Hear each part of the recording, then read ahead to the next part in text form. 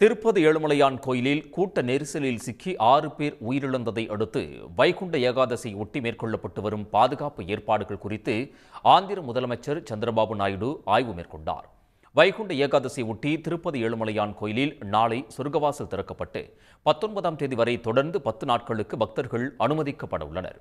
ஏழுமலையானை தரிசிப்பதற்கான இலவச டோக்கன் விஷ்ணு நிவாசம், ஸ்ரீனிவாசம், பத்மாவதி பூங்கா ஆகிய இடங்களில் வழங்கப்படுவதாக தெரிவிக்கப்பட்டது.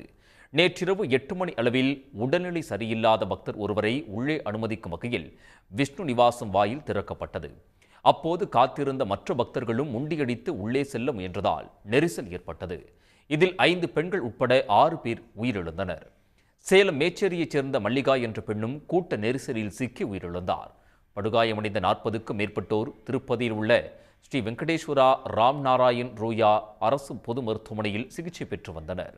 அவர்களில் 32 பேர் சிகிச்சை முடிந்து வீடு திரும்பினர். கூட்ட நெரிசல் ஏற்பட்ட இடத்தை நேரில் பார்வையிட்ட ஆந்திர முதலமைச்சர் சந்திரபாபு நாயுடு மருத்துவமனையில் சிகிச்சை பெற்று வருபவர்களை சந்தித்து ஆறுதல் கூறினார்.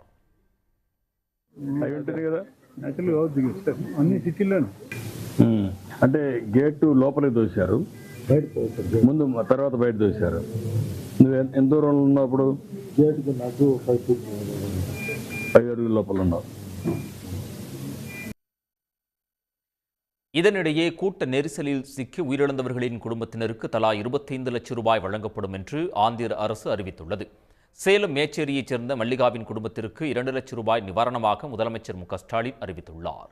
இந்நிலையில் கூட்ட நெரிசலில் சிக்கி பக்தர்கள் உயிரிழப்பது இதுவே முதல் முறை என்று எதிர்க்கட்சிகளும் பக்தர்களும் தெரிவித்துள்ளனர்.